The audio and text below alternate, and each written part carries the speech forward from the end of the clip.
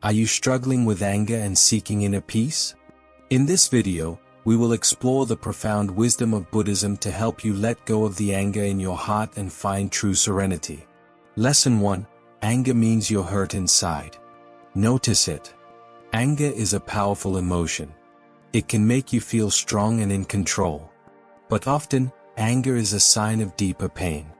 When you feel angry, it's important to understand that this emotion is a signal. It tells you that something inside you is hurt.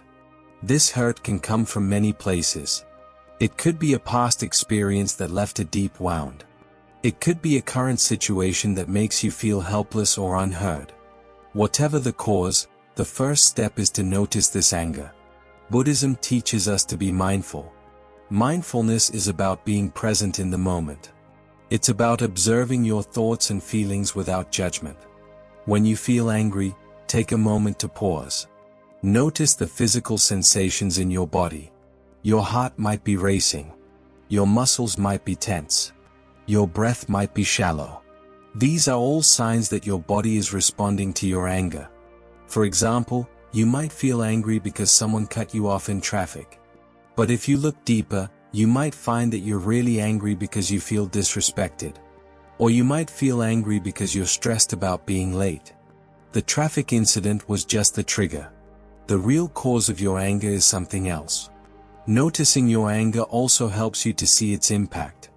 Anger can affect your relationships. It can affect your health. It can affect your peace of mind. When you notice your anger, you can start to see how it's hurting you and those around you. This awareness is the first step towards letting go of your anger. Lesson 2. Feel the anger. Don't hide it. Feeling your anger is a crucial part of the healing process. Many of us are taught to suppress our anger. We're told that it's not okay to be angry. We're told that we should always be calm and in control. But suppressing your anger doesn't make it go away. It just pushes it deeper inside, where it can fester and grow. Buddhism teaches us to accept our emotions, whatever they may be. This doesn't mean acting on your anger in a harmful way. It means acknowledging your anger and allowing yourself to feel it. It's about giving yourself permission to be human. Feeling your anger starts with acknowledging it.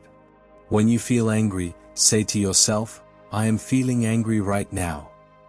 This simple act of acknowledgement can be very powerful. It's like letting out a breath that you've been holding in. It releases some of the tension and allows you to start processing your emotion. Allow yourself to feel the anger in your body. Anger often manifests physically. You might feel a tightness in your chest or a churning in your stomach. You might feel your face getting hot or your hands clenching into fists. These physical sensations are a normal part of anger. They are your body's way of responding to a perceived threat. Feeling your anger also involves acknowledging the thoughts that come with it. When you're angry, your mind might be filled with negative thoughts. You might be blaming someone else for your anger. You might be replaying the incident that triggered your anger over and over in your mind. These thoughts are a normal part of anger. But they can also fuel your anger and make it harder to let go. In Buddhism, we talk about the concept of non-attachment. This doesn't mean not caring about anything. It means not getting so caught up in our thoughts and emotions that we lose our peace of mind. When you feel your anger, try to practice non-attachment. Observe your thoughts and feelings, but don't get swept away by them. For example, you might feel angry because your partner forgot your anniversary. But if you look deeper, you might find that you're really angry because you feel unappreciated. The forgotten anniversary was just the trigger. The real cause of your anger is something else. Feeling your anger is the first step towards healing. It's like lancing a wound. The initial pain might be intense, but it's necessary for the healing process to begin. So, don't hide your anger. Don't push it away or ignore it. Feel it fully and completely. This is the path to true healing. Lesson 3. Write what you feel, then throw it away. Writing down your feelings can be a powerful way to process your anger. It allows you to express your emotions in a safe and controlled way. It also helps you to gain clarity about what you're feeling and why. This can be a valuable step in the healing process. When you're feeling angry, find a quiet place to sit down with a pen and paper. Start by writing down what you're feeling. Don't worry about grammar or spelling. Just let the words flow out of you. Write down everything that comes to mind, no matter how silly or irrational it might seem. Writing down your feelings helps to get them out of your head and onto the page. This can make them feel less overwhelming. It can also help you to see your thoughts and feelings more clearly. Often, when we're angry, our thoughts are jumbled and confused. Writing them down can help to sort them out. In Buddhism, we talk about the concept of impermanence. This means that everything in life is constantly changing. Our thoughts and feelings are no exception. They arise, they stay for a while, and then they pass away. Writing down your feelings and then throwing them away is a way of acknowledging this impermanence. It's a way of saying, these feelings are real, but they are not permanent. I can let them go. For example, you might be angry because your friend canceled your plans at the last minute. From your perspective, this feels disrespectful and inconsiderate. But if you step back and look at the situation from your friend's perspective, you might see that they had a good reason for canceling. Maybe they were feeling sick or had a family emergency. Writing down your feelings can help you to see these other perspectives. Writing down your feelings is a powerful tool for processing your anger. It helps you to express your emotions in a safe and controlled way. It helps you to gain clarity about what you're feeling and why. And it helps you to let go of your anger and find peace. So, the next time you're feeling angry, try writing down your feelings. You might be surprised at how healing it can be. Lesson 4. Choose peace instead of being right. Choosing peace over being right is a profound lesson in Buddhism. It teaches us to prioritize our inner calm and the harmony of our relationships over the need to be correct or to win an argument. This choice can be particularly challenging when we are feeling angry, as anger often fuels the desire to prove ourselves right and others wrong. When we are angry, our minds can become clouded with negative thoughts and emotions. We might feel a strong urge to defend ourselves or to attack the other person. We might feel that if we can just prove that we are right, then our anger will be justified. But this approach often leads to more conflict and more suffering. Buddhism teaches us that true peace comes from within. It comes from cultivating a calm and compassionate mind, not from winning arguments or proving ourselves right. When we choose peace over being right, we are choosing to prioritize our inner well-being and the well-being of those around us. Choosing peace starts with recognizing the impact of our anger. Anger can cause us to say and do things that we later regret. It can damage our relationships and create a cycle of conflict and suffering. When we choose peace, we are choosing to break this cycle. We are choosing to respond with calm and compassion, rather than reacting with anger and aggression. This doesn't mean that we have to agree with everything the other person says. It doesn't mean that we have to give up our own beliefs or values.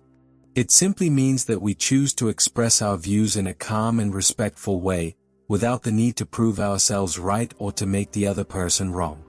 In Buddhism, we talk about the concept of right speech. This means speaking in a way that is truthful, kind, and beneficial. When we choose peace over being right, we are practicing right speech. We are choosing to communicate in a way that promotes understanding and harmony, rather than conflict and division. Choosing peace also involves letting go of our attachment to being right. This can be a challenging practice, as our ego often clings to the idea of being right. It wants to be seen as smart, capable, and superior. But this attachment can cause us a great deal of suffering. It can lead to arguments, resentment, and a constant need to prove ourselves. When we let go of our attachment to being right, we open ourselves up to a new way of being. We become more open-minded and receptive to other people's views. We become more willing to listen and to learn. This can lead to deeper understanding and more meaningful connections with others. Choosing peace over being right is also about cultivating compassion. When we are angry, it can be easy to see the other person as an enemy or a threat. But Buddhism teaches us that everyone is worthy of compassion, no matter how they have behaved. When we choose peace, we are choosing to see the other person with kindness and understanding, rather than judgment and blame. This doesn't mean that we have to tolerate harmful behavior. It simply means that we respond to such behavior with calm and compassion, rather than anger and aggression.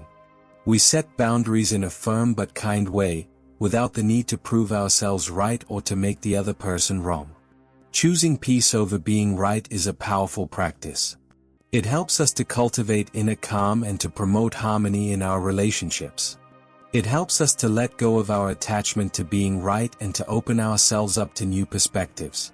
And it helps us to respond to difficult situations with compassion and understanding, rather than anger and aggression. Lesson 5. Anger is like a cloud. You are the sky. In Buddhism, we often use metaphors to explain complex concepts. One powerful metaphor is to compare anger to a cloud and ourselves to the sky.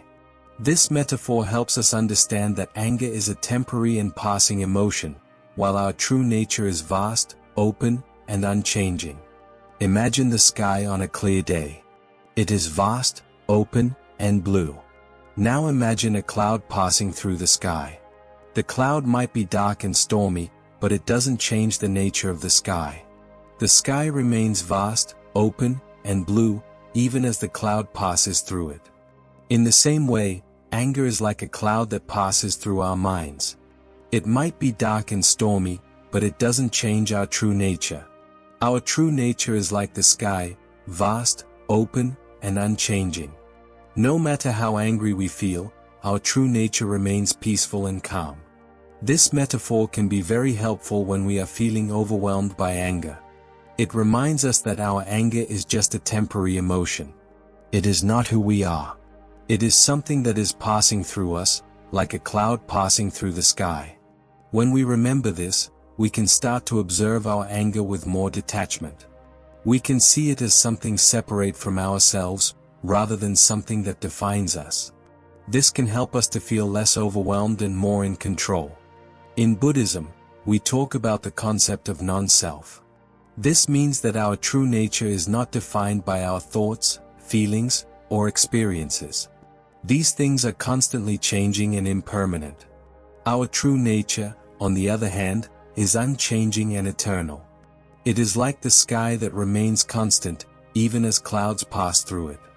The metaphor of the cloud and the sky also reminds us of the impermanence of our emotions. Just as clouds come and go in the sky, our emotions come and go in our minds. They arise, they stay for a while, and then they pass away. This is the nature of all things in life. They are constantly changing and impermanent. When we remember this, we can start to observe our anger with more detachment. We can see it as something that is arising and passing away, rather than something that is permanent and unchanging. This can help us to feel less overwhelmed and more in control. When we remember this, we can start to see our anger in a new light. We can see it as a small and temporary thing, rather than something that defines us. This can help us to let go of our anger more easily and to find peace and calm within ourselves. Lesson 6. Talk to your anger kindly. Talking to your anger kindly is a powerful practice in Buddhism. It involves approaching your anger with compassion and understanding, rather than judgment and blame. This practice can help you to process your anger in a healthy way and to find peace and calm within yourself. When we feel angry, it's easy to get caught up in negative thoughts and emotions. We might blame ourselves or others for our anger. We might feel guilty or ashamed for feeling this way. But these reactions only serve to fuel our anger and make it harder to let go. Buddhism teaches us to approach our emotions with kindness and compassion. This doesn't mean ignoring or suppressing our anger. It means acknowledging it and treating it with understanding and care. It's like talking to a friend who is upset. You listen to them, validate their feelings, and offer support. For example, you might feel angry because your colleague took credit for your work. But if you look deeper, you might find that you're really angry because you feel unappreciated or undervalued. The colleague's actions were just the trigger. The real cause of your anger is something else. Try to approach your anger with acceptance and understanding. Remind yourself that it's okay to feel angry. It's a normal and natural emotion. It doesn't make you a bad person. It just makes you human. Talking to your anger kindly can also help you to see it in a new light. Instead of seeing your anger as a problem or a weakness, you can start to see it as a signal. It's a sign that something inside you is hurt or afraid. It's a call for attention and care. When you approach your anger with kindness and compassion, you can start to respond to this call. You can offer yourself the attention and care that you need. This can help you to process your anger in a healthy way and to find peace and calm within yourself. Acknowledge it, understand it, and offer it comfort. Let go of judgment and approach it with acceptance and understanding. You might be surprised at how this simple practice can transform your relationship with your anger and help you to find peace.